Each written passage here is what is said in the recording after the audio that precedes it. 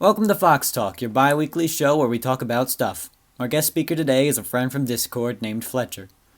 Hello. And today we'll be talking about socialization. So, as we all know, the way that we socialize now is completely different than like a decade ago. Because as new technology is advancing, it keeps giving us new ways to socialize or is taking out old ones. Like, if you think about social media and all we have these days, there's Instagram, Snapchat. Oh, I don't like that one at all. And you got, like, Facebook, who's notorious as well for being problematic. Do you use any social media sites, Fletcher, besides Discord and things like that? Well, not really. I don't see the point for a lot of them. Or if not just talking to friends.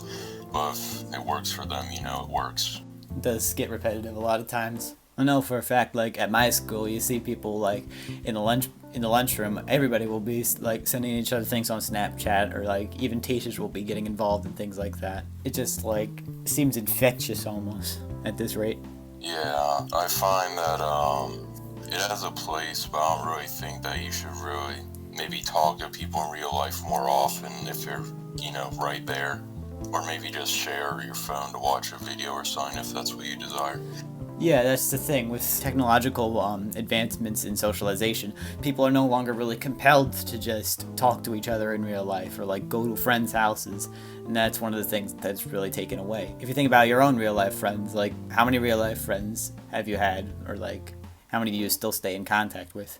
Well, honestly, maybe 5 or so. I only talk to 1 or 2 a lot. I only visit one friend often. The others, I talk on Discord a lot and at school, but school is out right now, so it's mostly just Discord at this point. Though sometimes it does bring us apart by giving us a distraction, it does also bring us together by allowing us like an easier connection. Like if your friend lives kind of far away, you could just talk with them through your phone rather than like having to travel out there.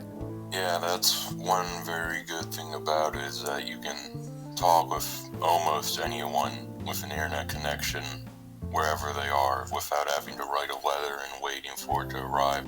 Yeah, and you could even meet new people. That's how I met you. Yeah, most of my friends are from the internet, honestly, though. I'm not saying that's a bad thing. A lot of them are actually really good people, and I like talking. Yeah, it's really helpful in that instance, like if people aren't really good at making friends either. But there is always the risk of it, like being a stranger that is like hiding intentions from you or things like that. Yeah, it's I've had that happen to me a few times before. I'm pretty sure almost everyone that uses the internet often has. Although that does show up on the internet, life too is just harder for some people, but it still happens. There's much less risk in real life, but it's just much more difficult because like your emotions are more at bay and you could like see everything that's going on. With text, you're hiding behind a screen, you have time to formulate your answers, and really you could just say anything, and even if things don't go well, there's like basically no repercussions, so you could just ditch it. One of the things I find is that a lot of people will not be the nicest to each other on the internet because, it's anonymous. If this person gets upset, you can just move on. No one will yell at you, really. So, yeah, the consequences aren't usually as great on the internet, but still they can still happen if you're well known and someone leaks that to somewhere. Even if you're not, like, you probably have gotten quite a bit of it that's not really warranted, right? Yeah. It's just, I feel like also people take it to a much more extreme level, not just more frequently, but people will say things that like are even close to real, like I'm gonna murder your entire family, but that they really have nothing on you, and they're just making empty threats. Yeah, that's one of the things about being relatively anonymous. It gives you more opportunity to threaten people and make them feel bad. It's although it can be scary Yeah. too, because You don't know if this person is actually like serious and they're actually going to try to find you or something like that. Even though it's unlikely, it's still a bit scary if someone says, "Oh, I'm gonna kill you" or something because you made me angry. They may have actually gotten information from there, because you don't actually know how much they know. Like the internet companies and all, they might have sold off your information or something. Like Facebook, there was a whole issue with that. And there's credit companies that can't really keep control of your information too much. Yeah, that's the thing. I find that a lot of people on the internet don't really take security seriously. Apart from all that, though, do you think that this new method, like consistently talking online, is better for the way we socialize with people, or if it's being more damaging? Honestly, I think it is much better than before because, yeah, there's downsides, but you can still communicate with way more people way easier. Yeah, it is a huge benefit to be able to talk with people anytime, anywhere. Although the risks are still there, and I'm just thinking about like how the conversations go about, because when we talk with people online, it's not exactly the same as talking with a friend in real life. I mean, the closest we have like is a video call, or not a video, but like a voice call like we have now. But just texting, sometimes it might even get boring, and that relationship that you had with that person just might dwindle a little bit, or if they're busy, you know. Honestly, that can also happen in real life, I guess less likely. And I think like the advent of like being able to share images and videos with people, that's kind of like a default thing that some people would do rather than just talking, because it's like, oh, I can share this with you. But if you were just sitting with a friend in real life, I don't think you would just be like showing them things on your phone. I mean, maybe occasionally, but that's not all you would do. I think the main flaw, other than the other things, is you can't, if your friend is really far away and you can only talk online, there's not really as much of a connection as in real life if you're doing something together. Even though it can still happen, it's just harder and maybe not as strong. Yeah, and then just doing things together. You're kind of limited when you're just talking to each other. You can't like go out and play with a soccer ball or something, or just go to the park, take a walk. Yeah, the closest thing really is video chatting or playing a video game. Yeah, I really miss the days where I could just like go over to a friend's house just willingly without having so many other things to distract me, because I don't always think it's the advent of social media that's distracting you. It's just other obligations that like the entire internet has been playing upon, like with school, the fact that they can assign you things over the internet and things like that. Yeah, I think we definitely have less and less time as, things progress. Well, it's a bit difficult because it used to be you had to work all day to just survive, but now you have more, but that free time is being filled up with more things that you have to do anyways. How much do you think social media would be to blame for like the way that modern friendships are going down?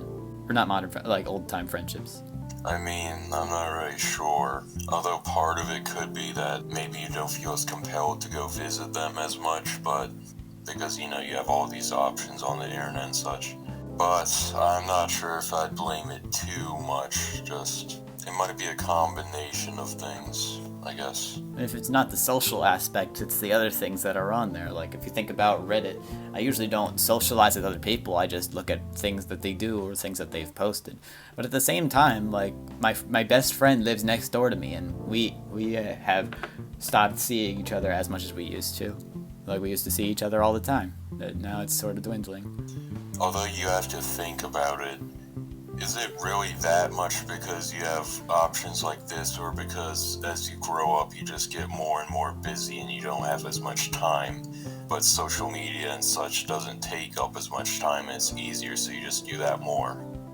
Yeah, so it's mainly the advent that we're more busy and we have less free time, but also in that free time we feel more compelled to do things that are easier for us to do. Yeah. And I just feel like there's not as much emotion in it, like when you're just talking with somebody on a phone. But like you can have genuinely fun moments, like when I was sitting with my friend doing the first podcast. That was pretty fun. I liked hanging out at his house for a while we were talking. I wonder what we could do to try and get this, or to like try and maintain the old friendships that we've used to have, and still keep this new system of socialization going, because both are beneficial in their own respects, but I don't feel like we could afford to lose either one. Personally, I believe that that usually depends on person to person. Sometimes it's out of your control, even if you would like to, because you have to work and school and all that. But other times it's just getting people to actually want to, if they're not used to doing things like that anymore. Yeah, maybe you could start doing things to get back into it. Like, if you're going like on a trip over the summer, maybe you can invite a friend to come with you, or like try and maximize your time with them. Like if you walk home with them from school, or you ride the bus with them. Yeah, another thing that people could possibly do if they so felt the need was if they get bored. I'm not sure about other people, but when I get bored, I want to go visit my friend isn't usually my first thought. So maybe if people start, thinking of visiting more often. Yeah. Or just like take what you're doing right now and say, maybe I could do this with a friend. Yeah, things like that. But as social media also progresses, I feel like there also needs to be sort of a cap on it, because it is nice that it gives us a lot of options, but while the negatives are still there, there's still a lot we can do to control them. Like in terms of data releases, it's just the big corporations that we need to like moderate to make sure that, or it would be better if like things like Facebook, they had different servers, one nationally and then one for a local server, so that way you could express more private things in the local server, because it's just people around your town. Yeah, I think that would be very nice, but unfortunately companies are companies. They want to maximize how much money they make while spending the least amount possible, so unless a ton of people demanded that, they're probably not going to add it, or if they found a way to monetize it, maybe. Even then, I think their advertisements would be a lot more accurate there. Maybe. You'd also have to rely on Facebook not to mess with that information that you just gave them. Yeah, I think one of my biggest problems with social media is just the fact that they collect all that information on you, and if you're not really that tech savvy, you may not even realize how much they're just taking without you even knowing or asking, or Yeah, how many people actually read the terms and conditions?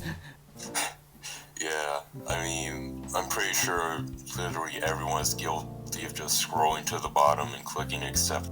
Yeah. If you have actually read through the terms and conditions on anything, you earn a gold star in the comments below. I mean, I think I read once, so that's cool. Then a gold star for you. Anyways, although they do a lot of things like these, it's also partly on the person not to spread around their information that liberally. Yeah, to not take it too far. Like, I think at maximum, maybe a first name, but don't ever say anything about location, revealing last names, maybe like your workplace or things like that. You could still be sort of specific, like I'll say I'm in the United States, but you shouldn't like say the state or the county, things like that, because it just narrows it down, and you never know what people are gonna do with that on the internet. Yeah, people do crazy things over basically nothing, especially on the internet, so I've never really told anyone exactly where I live or my last name, not anyone over the internet now. I'd say that's a good way to be. Although, I do find it a bit strange how people's attitudes, people in real life, like, I find most people are more likely to give out their last name in real life than on the internet to a stranger, even though it's even more risky in real life, kind of, because, they know you're around that area. I guess so, but then it's also like you're taking out all the motives that people would have. Like, if you're just interacting with regular people, unless you like really, really piss them off, I don't think they're gonna want to harm you, Yeah, but maybe I'm just paranoid, but you'd be surprised what people would do over basically nothing. Yeah. There's also just more of a need to share it, like when you're signing up for things like at your bank, or like if you're an artist and want to be recognized for your work, or like if you wrote a book, things like that, and you wanted to publish it, people need to know your name. Yeah, although you could technically use a Pseudonym? pseudonym, what's it called? Yeah, you could. I mean, that might not be the best, but it's definitely an option if you wanted to remain private with your life. Yeah, the only issue is with copyright, because you need to find a way to prove that you're the owner of that pseudonym. Because, like, if for my own artwork, and if I like started making comics, if I wanted to copyright my characters and prevent people from using things like that, then I'd have to either reveal my real name or like find a way to legally bind that pseudonym to myself. Yeah, it's not really something I thought about, but it is true. Alright, well, I think that's just about enough footage for today. We've talked quite a bit about it and gave some suggestions. Yeah. So, yeah, that's all we've got for this episode of Fox Talk. If you like the video, make sure to leave a like, potentially subscribe, and we'll see you in about 2 weeks. And lastly, Annie says, never be in a hurry, which has 2 meanings. 1, budget your time correctly, and 2, don't be that meathead in a truck driving 90 on the freeway just because you're too impatient not to swerve between cars. Although, if you subscribe to my channel, maybe I could forgive you. Yeah, I'll put his channel in the description as well. Alright, thank you guys for watching, and we'll see you later.